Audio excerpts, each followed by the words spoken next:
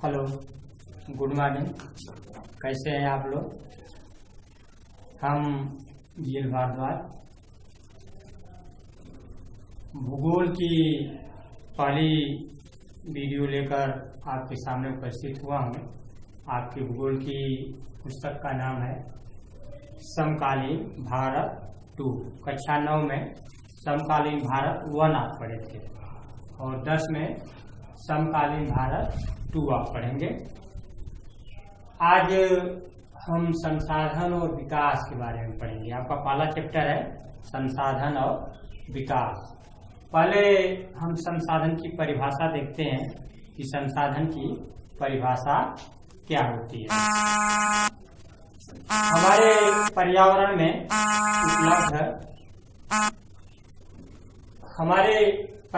में उपलब्ध प्रत्येक वस्तु जो हमारी आवश्यकताओं को पूरा करने में प्रयोग की जाती है और जिसको बनाने के लिए तकनीकी उपलब्ध है, जो आर्थिक रूप से संभाव्य तथा सांस्कृतिक रूप से मान्य है, उसको हम संसाधन कहते हैं।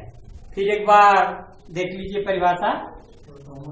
हमारे पर्यावरण में उपलब्ध है प्रत्येक वस्तु जो हमारी आवश्यकताओं को पूरा करने में प्रयोग की जाती है और जिसको बनाने की तकनीकी उपलब्ध है, जो आर्थिक रूप से संभाव्य तथा सांस्कृतिक रूप से मान्य है, उसको हम संसाधन कहते हैं।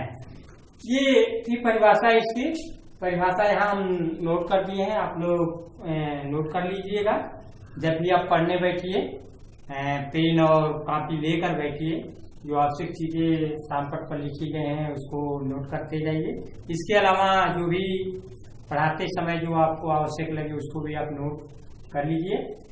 तो ये था संसाधन की परिभाषा या संसाधन का अर्थ। अब संसाधनों का वर्गीकरण हम देखते हैं, या संसाधनों का प्रकार, या प्रकार कहिए या वर्गीकरण कहिए।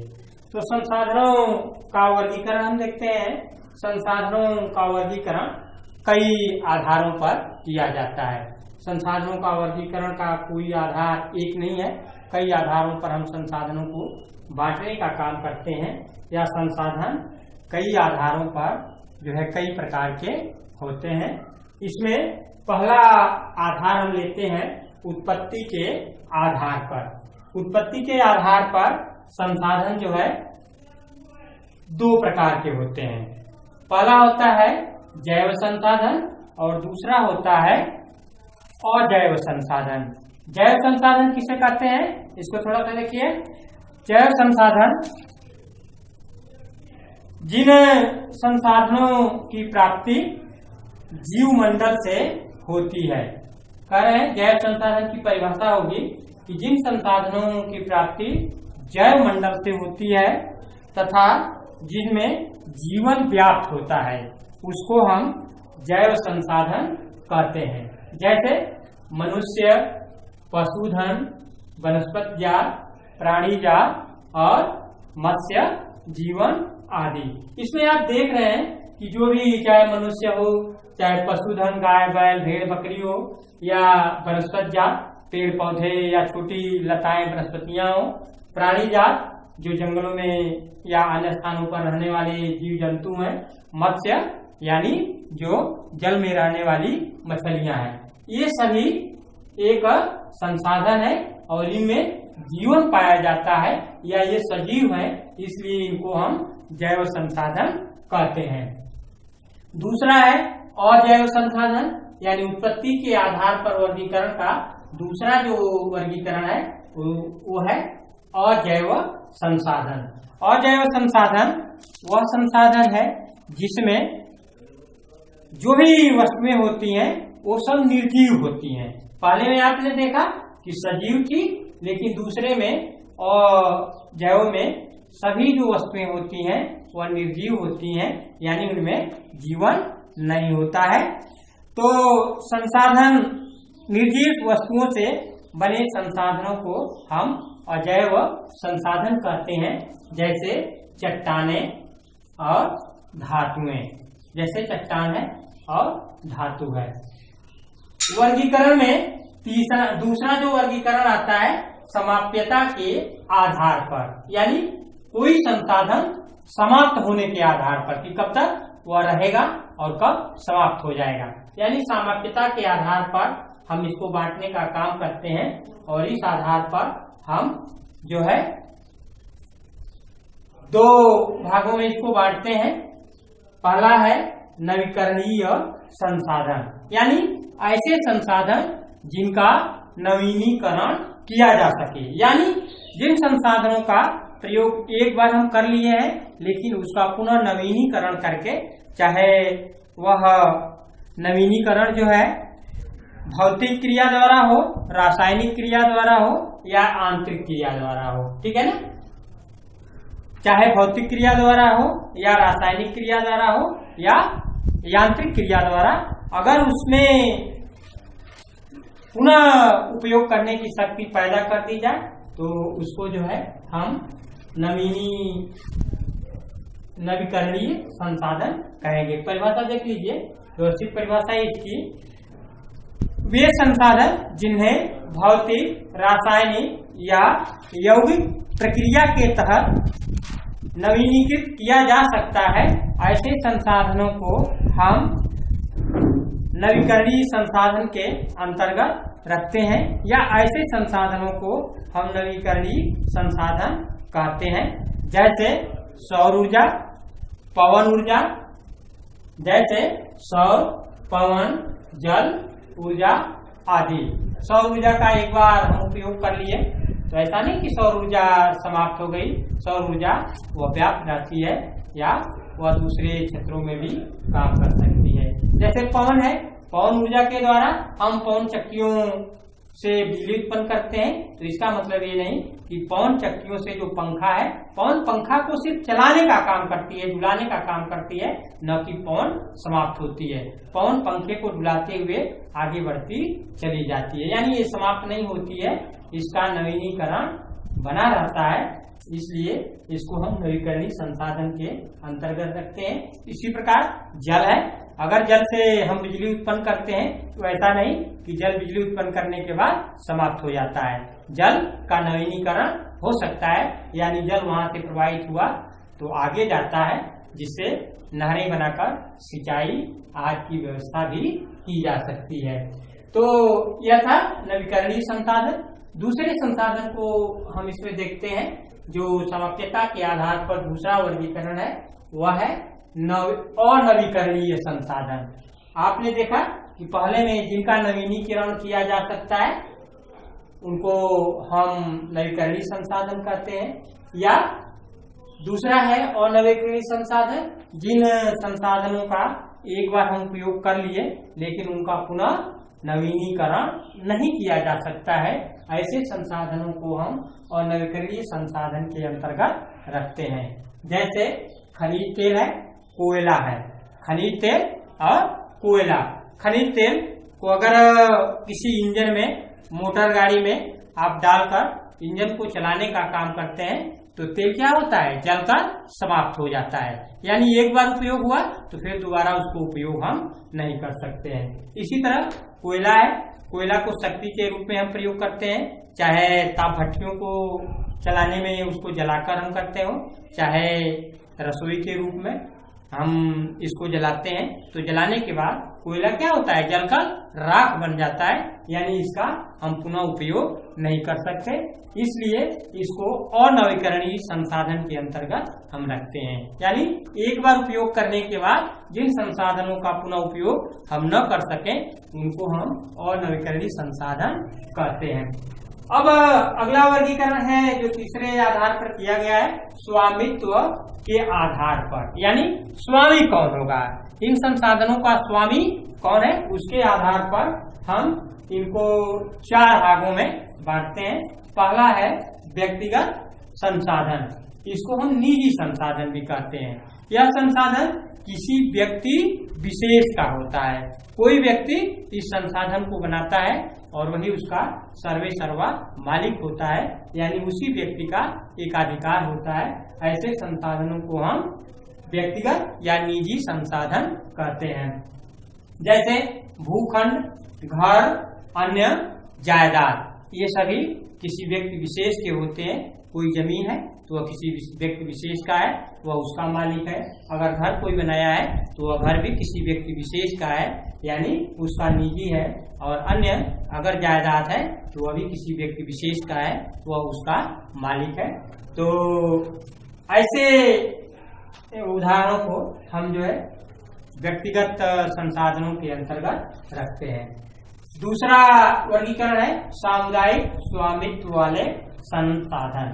सामुदायिक संसाधन को हम सरकारी संसाधन भी आप कह सकते हैं या सार्वजनिक संसाधन भी कह सकते हैं, या ऐसा संसाधन जिस पर समुदाय के हर एक सदस्य का अधिकार होता है, ऐसे संसाधनों को हम सामुदायिक, सार्वजनिक या सरकारी संसाधन कहते हैं। जैसे कोई सार्वजनिक पार्क है तो सार्वजनिक पार्क में हर व्यक्ति को आने जाने की छूट होती है।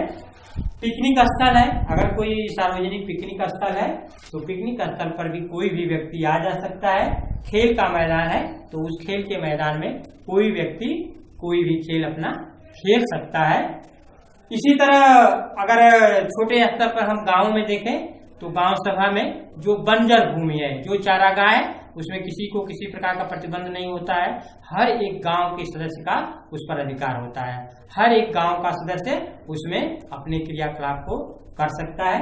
जैसे अगर चारागाह है तो उसमें अपने जानवरों को चरा सकता है। अगर कोई पोखरी है तो उस पोखरी से जो कुछ भी प्राप्त होता है गांव के सभी लोगों का उस पर अधिकार होता है। अगला वर्गीकरण है स्वामित्व के आधार पर अगला जो वर्गीकरण है वह राष्ट्रीय संसाधन, यानी ऐसे संसाधन जो किसी देश की सीमा के अंतर्गत पाए जाते हैं और ऐसे संसाधनों पर देश का अधिकार होता है। ऐसे संसाधनों को हम राष्ट्रीय संसाधन कहते हैं। तकनीकी तौर पर ये संसाधन राष्ट्र के होते हैं। देश की सरकार को कानूनी अधिकार है कि वह किसी व्यक्तिगत संसाधन, कोई भी व्यक्तिगत संसाधन है वह संसाधन राष्ट्रीय हित में अधिकृत कर सकती है। अधिकृत करने का अधिकार जो है शहरी प्राधिकरण को है, जो किसी भी जमीन के भूभाग को, जैसे मान लीजिए अगर कोई रोड बन रहा है तो यह सार्वजनिक हित का है, सभी के भलाई के लिए बनाया जा रहा है। तो इस रोड के तहत अगर आपकी जमीन भी आती है तो सरकार उस जमीन को अधिकृत कर लेती है और जो यथाउचित मुआवजा होती है वह मुआवजा सरकार आपको दे देती है। उस के अधिग्रहण को आप चुनौती नहीं दे सकते हैं, या ऐसा नहीं कि आप जमीन न देना चाह रहे हो तो वह रोड घुमाकर दूसरी तरफ से ले जाएगा। रोड तो ऐसे ही जाएगा चाहे जमीन आप जैसे भी दे दें, इसलिए कि यह सरकारी कानून है, सरकारी नियम है कि सार्वजनिक हित में अगर कोई काम किया जा रहा है जिससे अनेक लोगों की भलाई हो रही है तो किसी की अगर व्यक्तिगत संपत्ति भी उसके मार्ग में पड़ती है तो सरकार उसको अधिकृत कर सकती है। इसके बाद अंतर्राष्ट्रीय संसाधन, हाँ एक चीज और इसमें बता दें, राष्ट्रीय संसाधन, ये तो स्थल की बात बता रहे थे, थोड़ा समुद्रों में हम चलते हैं कि समुद्रों में क्या व्यवस्था है। समुद्र तट से, यानी जो किसी भी देश की सीमा होती है, जो तट होता है, उस तट से 12 किलोमीटर या 12 किलोमीटर नहीं, 12 समुद्री मील, 12 समुद्री मील, अगर किलोमीटर में हम कहें तो 22.2 किलोमीटर होता है। तो 22.2 किलोमीटर के दायरे में जो भी जल क्षेत्र या समुद्र का जो भी भूभाग आता है वह राष्ट्रीय अधिकार में होता है, यानी जिस देश की सीमा वहां होती है उस देश के अधिकार में आता है। उस सीमा के अंदर दूसरे देश का कोई भी व्यक्ति कोई काम उस देश की अनुमति के बिना नहीं कर सकता है। उस देश की सीमा में प्रवेश करने से पहले उस देश के वहाँ जो भी प्रहरी हो या जो भी संसाधन वहाँ उपस्थित हो उससे अनुमति लेने की आवश्यकता होती है। अगला वर्गीकरण है अंतर्राष्ट्रीय संसाधन। अंतर्राष्ट्रीय संसाधन तट रेखा से 200 किलोमीटर की दूरी पर, यानी किसी देश की जो तट रेखा होती है उस रेखा से 200 किलोमीटर की दूरी के बाद का जो समुद्र होता है उस पर अंतर्राष्ट्रीय अधिकार होता है। उस पर किसी देश विशेष का अधिकार नहीं होता है, इसमें एक अंतर्राष्ट्रीय संस्था होती है उसका अधिकार होता है। और कोई भी देश इस क्षेत्र में अगर कोई काम करना चाहता है तो उसको अंतर्राष्ट्रीय संस्था से अनुमति लेनी पड़ती है।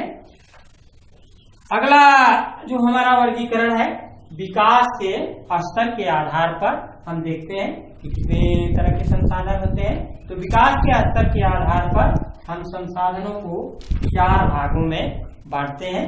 पहला है संभावी संसाधन। संभावी संसाधन वे संसाधन जो किसी प्रदेश में विद्यमान होते हैं परंतु उसका उपयोग नहीं किया गया है। कह रहे हैं कि वे संसाधन जो किसी प्रदेश की सीमा के अंतर्गत विद्यमान होते हैं लेकिन उनका उपयोग नहीं किया गया है, ऐसे संसाधनों को हम संभावी संसाधन कहते हैं। जैसे भारत के पश्चिमी भाग राजस्थान और गुजरात में, भारत के पश्चिमी जो राज्य है हमारे राजस्थान और गुजरात, इन दोनों राज्यों में पवन और सौर ऊर्जा संसाधनों की अपार संभावना है, लेकिन इसका उपयोग अभी हम करने में सफल नहीं हुए हैं। अगला जो वर्गीकरण है विकसित संसाधन। वैसे संसाधन जिनका सर्वेक्षण किया जा चुका है और जिनके उपयोग की गुणवत्ता और मात्रा निर्धारित की जा चुकी है, ऐसे संसाधनों को हम विकसित संसाधन कहते हैं। अगला इसका वर्गीकरण है भंडार। वे संसाधन या पर्यावरण में उपलब्ध वे पदार्थ जो मानव की आवश्यकताओं की पूर्ति कर सकते हैं परंतु प्रौद्योगिकी या तकनीकी के अभाव में जिनका उपयोग अभी तक नहीं किया गया है, तकनीकी के अभाव में उनका उपयोग अभी तक नहीं किया गया है, ऐसे संसाधनों को हम भंडार संसाधन के अंतर्गत रखते हैं। उदाहरण के लिए जल, जैसे जल है, जल आपको पता है कि 2 यौगिकों का सम्मिश्रण होता है, हाइड्रोजन और ऑक्सीजन। इसमें हाइड्रोजन और ऑक्सीजन दोनों जो है ज्वलनशील पदार्थ हैं, लेकिन तकनीकी ज्ञान के अभाव में इसका उपयोग अभी तक संभव नहीं हो पाया है। अगला जो हमारा वर्गीकरण है संचित कोष।